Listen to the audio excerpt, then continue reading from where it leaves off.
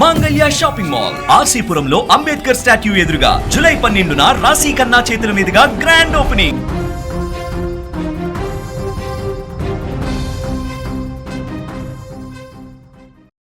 రంగారెడ్డి జిల్లా షాబాద్లో నరరూప రాక్షసుడు రెచ్చిపోయాడు.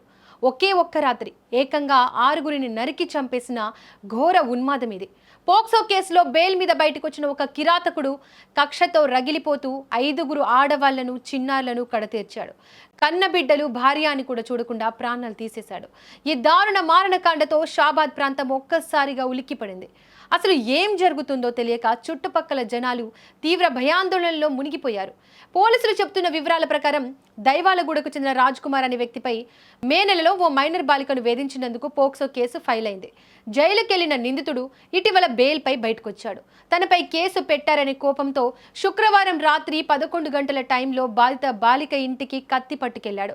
అక్కడ బాలిక తల్లిని నానమ్మను నరికి చంపిన ఉన్మాది ఆ తర్వాత బాలికను నగర్కుంట చెరువు దగ్గరున్న పొలాల్లోకి లాక్కెళ్లాడు. అక్కడ ఆమెపై అత్యాచారం చేసి దారుణంగా చంపేశాడు. అంతటితో ఆగకుండా తన ఇంటికెళ్లి నిద్రపోతున్న భార్య సరితను 2 కన్నపిల్లలను కూడా నరికి చంపేశాడు. అయితే ఈ దుర్మార్గుడు 6గురిని చంపేసిన తర్వాత ఏకంగా వాళ్ళ అమ్మా నాన్నలకు ఫోన్ చేశాడు. నేను 6గురిని చంపేశాను, నేను కూడా చచ్చిపోతున్నా అని చెప్పి ఫోన్ కట్ చేశాడు.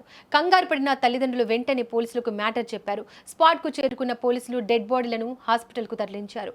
ప్రస్తుతం నిందితుడు రాజ్ కుమార్ పరారీలో ఉన్నాడు. వాడు ఆత్మహత్య చేసుకున్నాడా లేక ఎక్కడైనా దాక్కున్నాడా అనే కోణంలో నిందితుడి కోసం పోలీసులు 7 టీమ్స్గా విడిపోయి వేట కొనసాగిస్తున్నారు. ఇలాంటి ఘోరం జరగడానికి పోలీసుల నిర్లక్ష్యమే కారణమంటూ స్థానికంగా గొడవ జరుగుతోంది. మే నెలలో బాలిక తల్లి కంప్లైంట్ ఇచ్చినప్పుడు పోలీసులు కేవలం 7 ఏళ్లలోపు శిక్ష పడే చిన్న సెక్షన్లు పెట్టి కేసు నమోదు చేశారనే ఆరోపణలు వస్తున్నాయి. దీనివల్లే నిందితుడికి కేవలం 20,000 రూపాయల పూచికత్తుతో 2 నెలల్లోనే బెయిల్ వచ్చేసింది.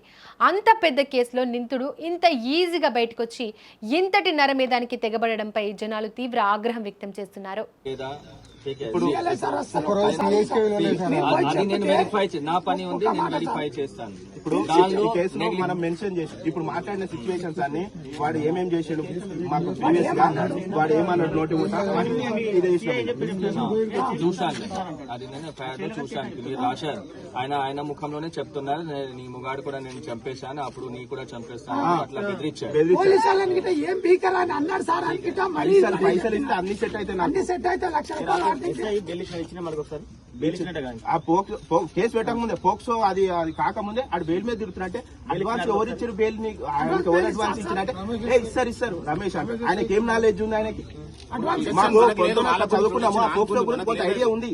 అది ఎట్లా ఎప్పుడు అవుతుంది, ఎప్పుడు అది ఎఫ్ఐఆర్ అవుతుంది, దాని అయిన తర్వాత ఎన్ని రోజులు దానికి వెళ్ళాలి అని కొంచెం అవేర్నెస్ ఉంది మాకు. అది కూడా లేదా క్యాండిడేట్ కి. అదే చెప్తున్నా. ఇప్పుడు ఏదైతే సెక్షన్స్ ఉందో 13-14 మీ దగ్గర ఎఫ్ఐఆర్ ఉంది కదా, దాంట్లో చూడండి పనిష్మెంట్ ఏదైతే ఉందో లెస్ దెన్ 7 years ఉంది. మీరు ఏదైనా అడ్వకేట్ గారిని కూడా అడగండి. లెస్ దెన్ 7 years ఉన్నప్పుడు జడ్జ్ గారు తీసుకోరు. అదే వెరిఫై చేయాలి.